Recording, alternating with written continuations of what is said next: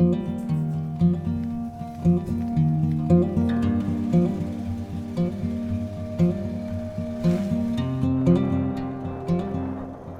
didn't know how to be me. I was looking for a way to be happy. I was looking for who I wanted to be. I'm Trina Baldwin. I'm a single mum to my teenage son, and we're currently on our world schooling journey. At the moment we're living in Bali. I'm from a small country town in far north Queensland, Mossman. I was, A grade student. I was the good girl, the one with all the manners. When I hit my teenage years, I found that I didn't fit in. Kind of went really overboard. At 15 years old, I found myself pregnant.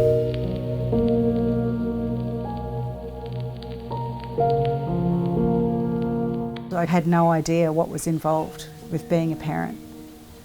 I gave birth to my first son. He was born in the October and I turned 16 in the December.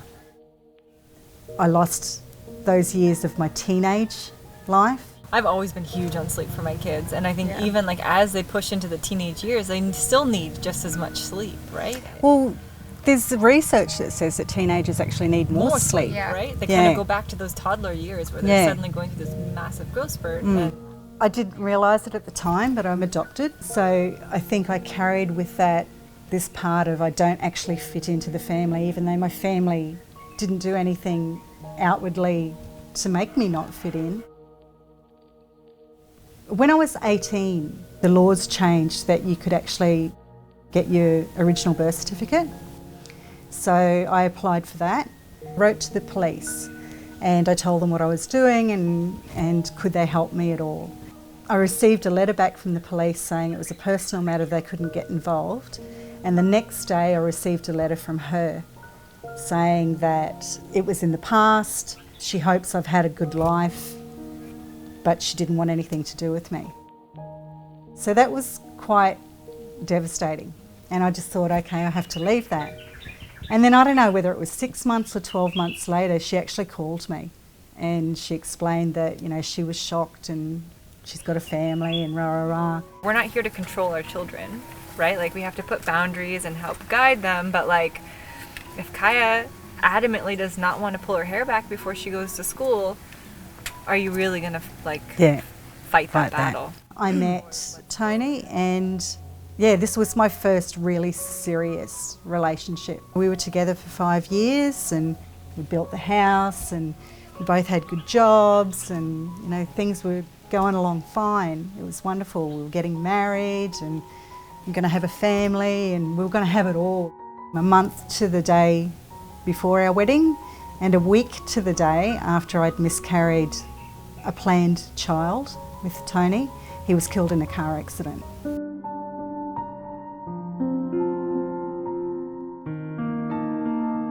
My whole world was ripped apart.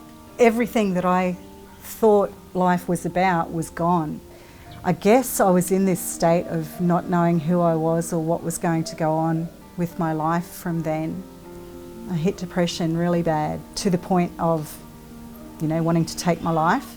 Later on down the track I met Dylan's dad. So in hindsight I could see that I was quite vulnerable and I was wanting what everyone else wants. I was wanting to be loved. There was so much control and I just knew it wasn't right. It was more emotional violence, but when the physical started getting worse, I knew I had to get out of there. Dylan? So Dylan was only 3 months old at that time. I tried to do rock to fakie, but I couldn't. Which one's rock the fakie? The one that you go up and you clip the coping, and then you go like that, and then you go back down and lean forward again. Oh, okay.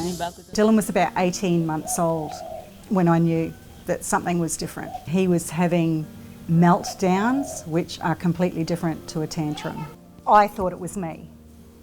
I thought it was the fact that he'd come from a broken family and there was a lot of trauma happened when I left his dad.